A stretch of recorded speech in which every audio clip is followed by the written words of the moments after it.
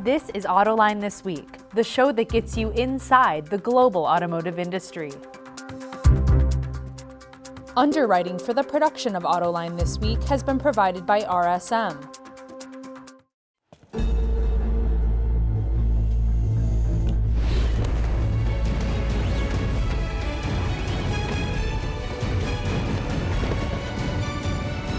Prepare for challenges specific to your business by working with trusted advisors who help turn obstacles into opportunities.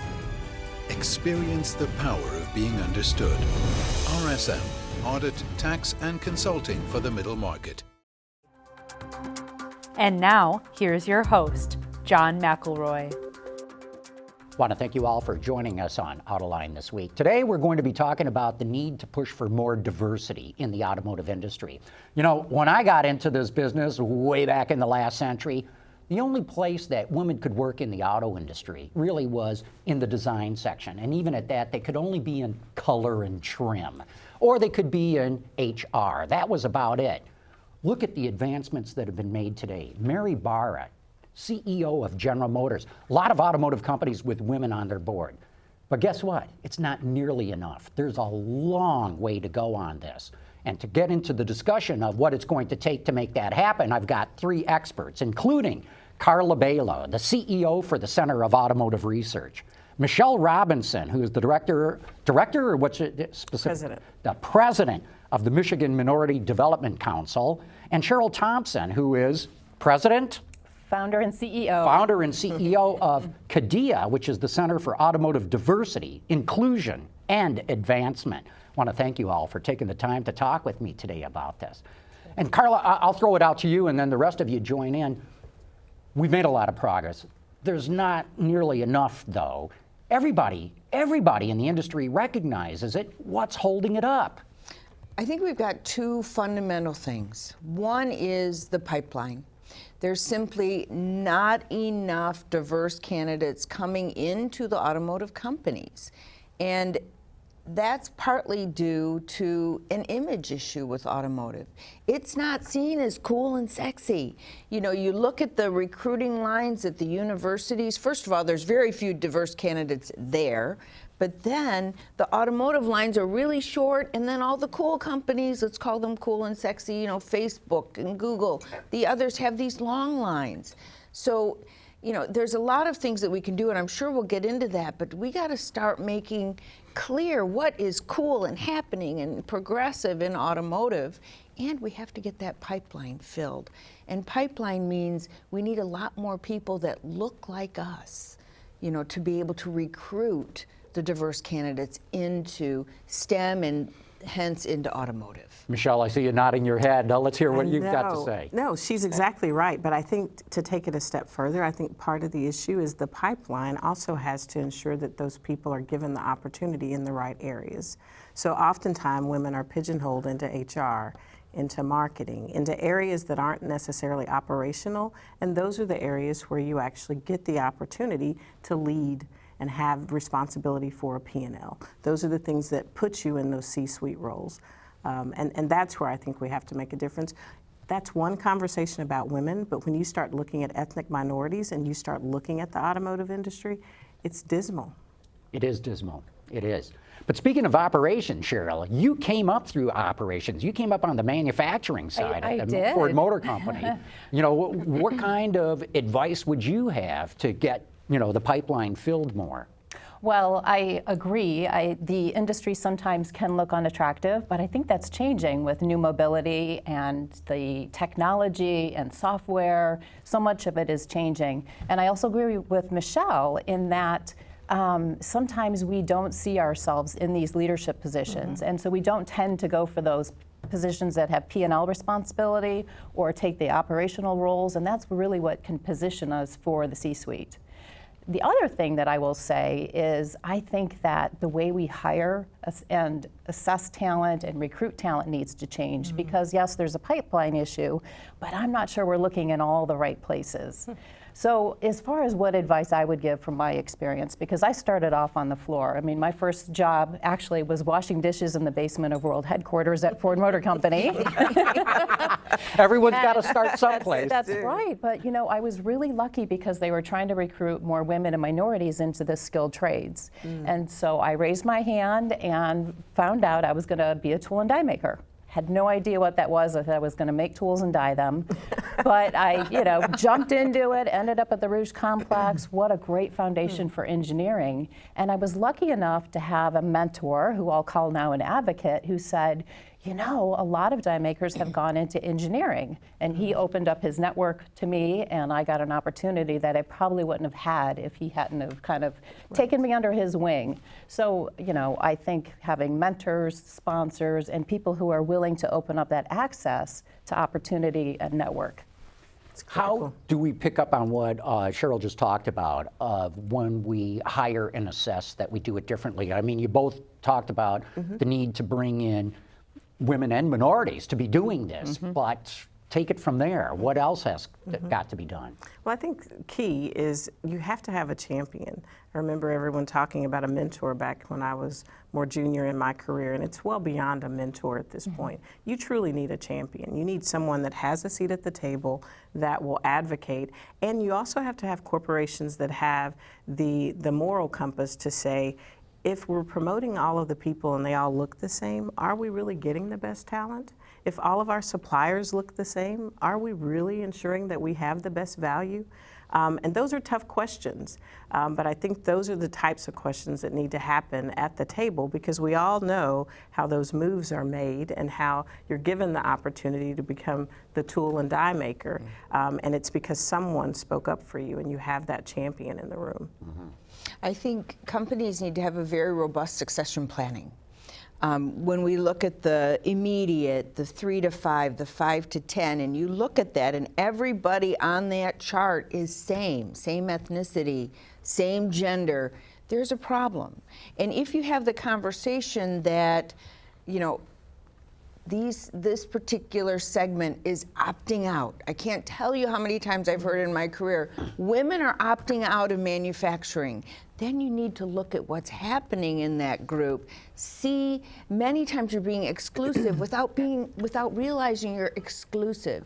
And sometimes it requires, and the companies that are doing well actually have a diversity champion that sits in those succession planning meetings, asks those tough questions, makes people self-reflect. And I think that's truly needed. And not enough can be said about having a sponsor, a champion, someone that says, yes, this person doesn't have every box checked, but I know they can do the job. You hear that often when it comes to males in succession planning meetings. Very seldom do you hear it for females or diverse candidates. Very true. You know, my husband and I had a conversation recently with our daughter, and she was talking about a job that her company wanted her to consider, and she said, I don't know that I have it. You know, I've got 90% of it, but this other 10% I don't really know, and I need to wait until I have that. And my husband said, absolutely not.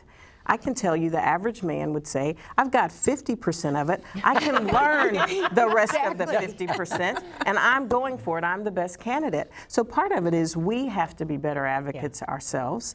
But when you look at the data, and this is where I say companies may have to pull that out of the women, because we have gotten into really kind of a mentality that we don't deserve more often and we don't push for more. But when you look at the data, McKinsey did a study, and the study, I guess the latest data is probably from 2017, but they literally showed, and looking at 1,000 companies, that if you look at those companies that have a diverse C-suite, literally for women, the earnings before interest and taxes increased in those companies 21%.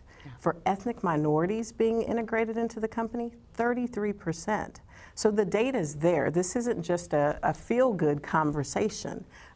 Everyone gets to thrive, and communities get to build, and economies are stronger because the corporations and the companies that serve them are stronger when we're more diverse and inclusive. That's right, and the investor community is starting to notice it. You saw Goldman Sachs came out with something. There's something in their 2019 sustainability report about these are the guidelines. We want to see more diversity on boards and in C-suites. Goldman Sachs said no more IPOs with boards with all bros. And I just read something this morning about BlackRock, same thing. So it's being really looked at by the investor community. And really, if you look at the way the population is going, I think it's this year that 50.2% of the population under the age of 18 is going to come from a minority race or ethnic group. Right. So we're really going to be pushed into this, ready or not. You know, I wasn't aware of that, of the McKinsey study or the Goldman Sachs and BlackRock.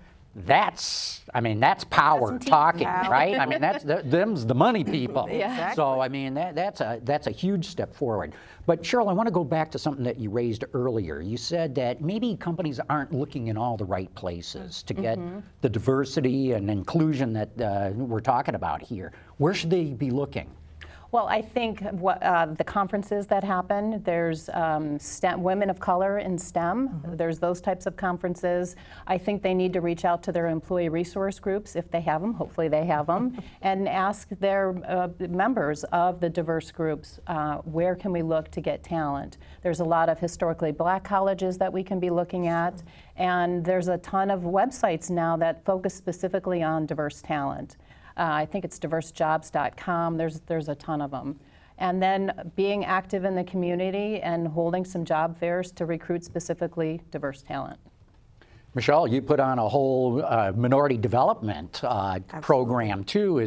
Are you doing some of the things that Cheryl's talking about? Absolutely, and I will tell you, probably about 10 years ago, our organization is primarily focused on building communities through diverse suppliers that work within the supply chains of some of the best brands in the region. And we really have about $36 billion annually in economic impact, and we're responsible for about 210,000 jobs just from those minority businesses that we certify. With that, we started to recognize years ago that you had to build a pipeline well before they were even out of the secondary education system. So you'll see that we have programming and are continuing to actually reach even kids that are in the junior high school era, and now even have scholarships for them because we're trying to introduce them to what isn't really the sexy market anymore, but trying to say there are STEM careers that are very fulfilling. It's hard to be what you haven't seen, and I think sometimes we forget that, and I think you have to start, you certainly start with your college-age kids, but I think you also often have to go beyond that, and even we with the sourcing mindset have recognized that. Yeah. And I think the corporate model needs to change. So when we bring in young talent, we basically mold it to fit our corporate identity and way we behave. We don't allow that to synergistically develop and to maybe improve our performance in different ways or allow different ways of thinking. So instead of trying to break and mold, I think we need to bring people in and let them grow and let them help change the way we do business. And again, that kind of atmosphere will then promote more and more talent coming in.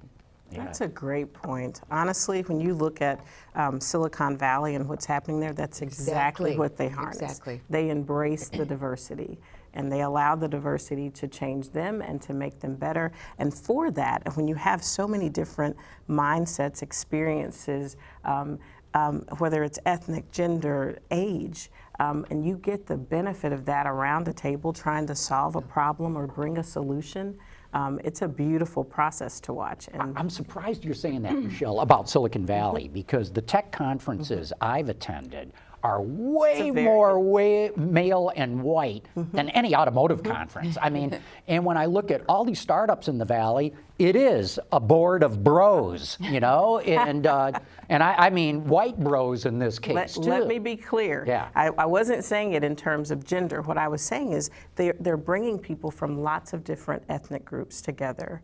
And what they've done is tried to harness that. What I think their biggest benefit is capturing the brilliance of millennials. Unlike any other industry has figured out how to do, you have millennials that have come together and they are unharnessing that strength. Do I think they get it right? Trust me, what we're doing in downtown Detroit with our new model for this mobility incubator, it will have a 40% target for women and minority startups because we recognize the void. But we literally went to Silicon Valley and vetted the right partner. we selected Plug and Play for Plug and Play Detroit powered by Amplified, and we now have multiple OEM partners coming together, which again, groundbreaking to have them coming together to say, how do we harness the strength, the collective strength, and how do we ensure that this great incubator we're building in the city at such a critical time brings in women and minorities from all over the globe that might be able to help change our companies if we allow them to harness. And your point about targets, what would happen if we actually set targets and delivered on those targets in our companies?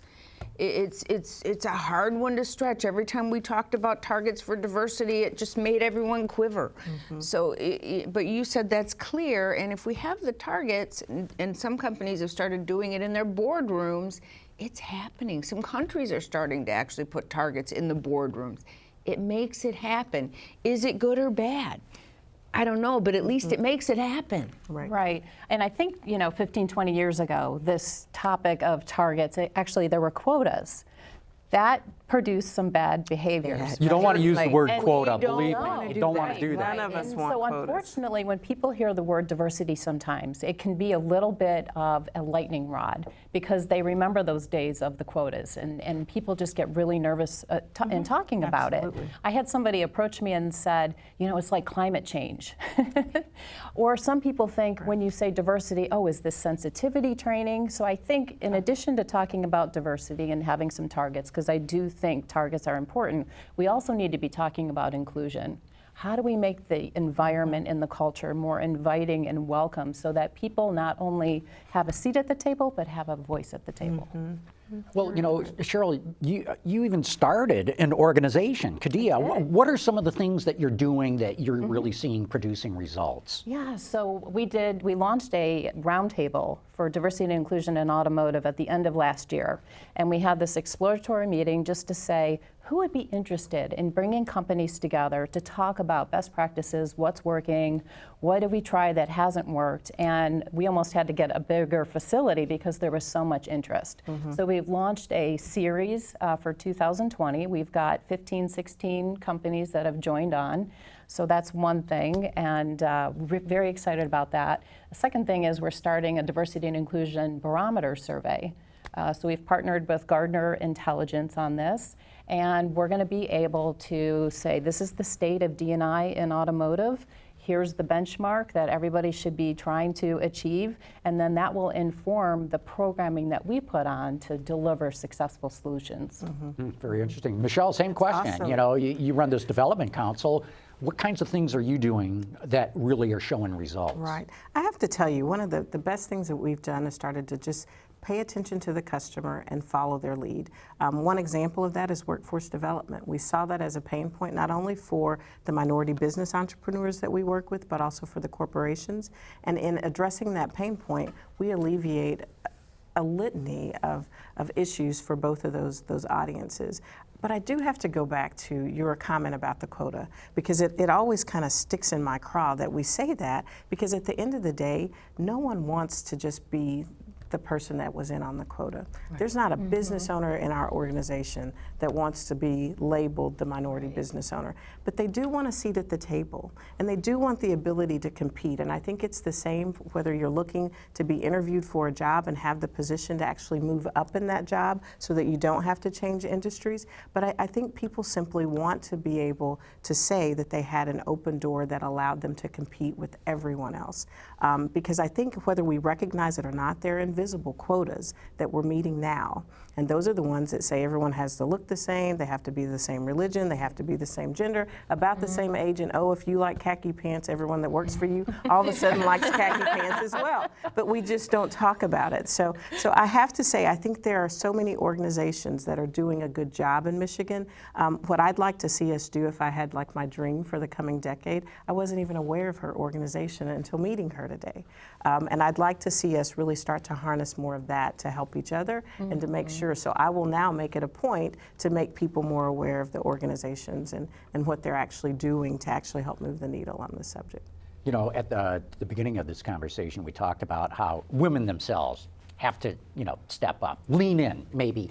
Carla, you did it. You achieved a very senior position at Nissan, Japanese company, and they tend to be even far less diverse than American companies. Right. What kind of advice from a personal standpoint, motivation, determination, grit, whatever it was, that drove your career that you could share with others?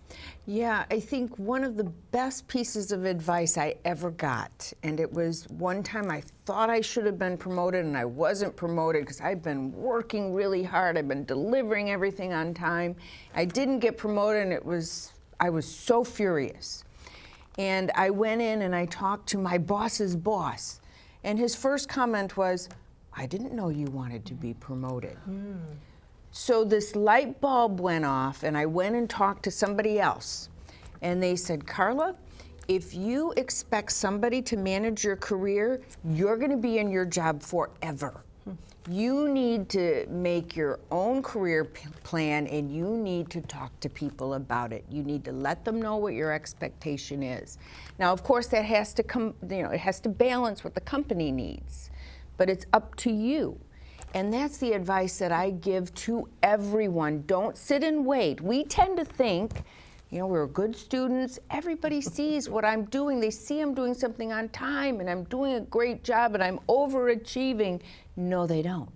Not unless you talk about it. And women are often hesitant to pound on our chest and say how great we are. We have to do it. And you have to be continually talking about, this is what I expect, this is where I want to go. But you have to always deliver. You have to be technically competent and you have to deliver. That's the best advice I always give when I'm mentoring. And I had between 14 and 16 mentees on a yearly basis. It was important to me, and they weren't all women. I had a lot of male mentees as well. Everyone needs advice and support, and that's one of the best things you can do as a leader in a company. Mm-hmm.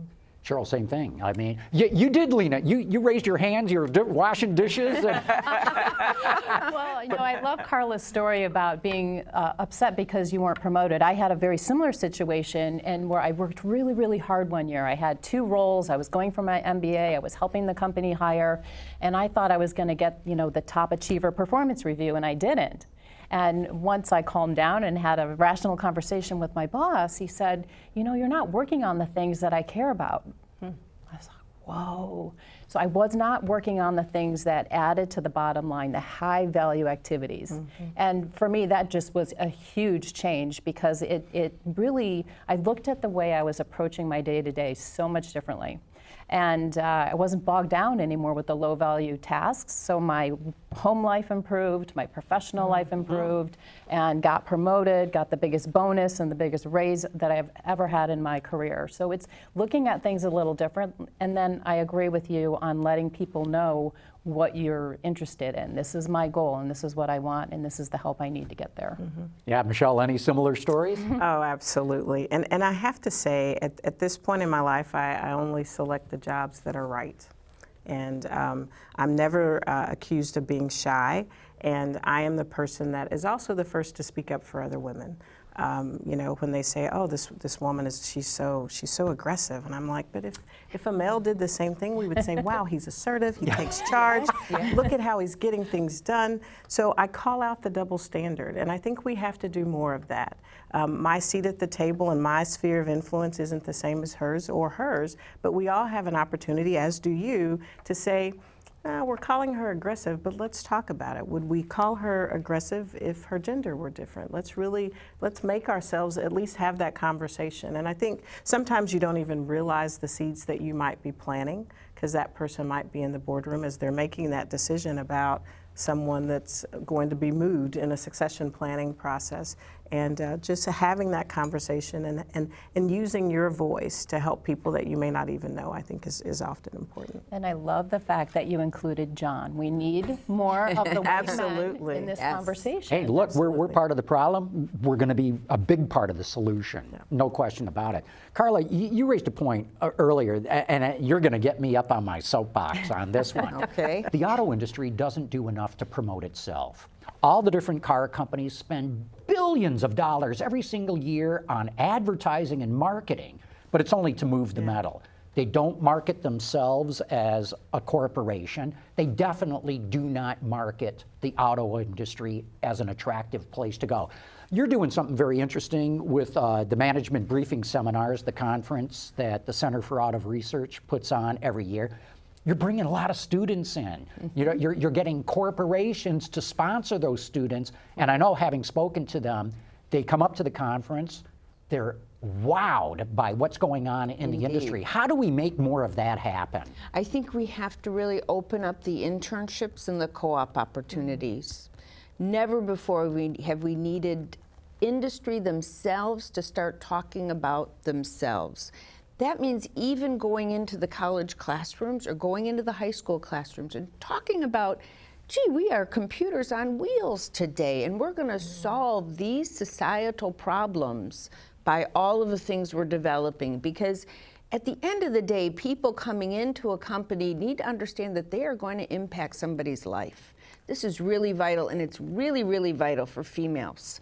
We really want to, at the end of the day, feel like we have done something spectacular for society. Bringing in more students, bringing them up to MBS. I always have 5 students that are working at CAR, 5 interns, and I always talk to them at the end of their assignment. And they said, you know what? When I came here, automotive was way down. I wasn't even thinking about it in my career. But now it's way up here because they get to see and experience and learn about really the cutting edge work that we're doing. Yeah. Michelle, we're getting down to the end here. Carla mentioned internships. The thing I hear is apprenticeships, not so much internships. Absolutely. And I'll be honest, even with the Mobility Incubator, we're looking at those apprenticeships and saying, how do we start to give people the real skill, but also start to help them at an early age to define what their path is going to be so that they do get into the right roles and are considered for those operational positions. Real good. We're going to have to wrap this up. Thank you. Very interesting conversation. Carla Bailo with CAR. Michelle Robinson with the Michigan Minority Development Council. Cheryl Thompson with CADIA. Thank you so much. Thank you. Thank you. Thank you for having the conversation. Underwriting for the production of Autoline This Week has been provided by RSM.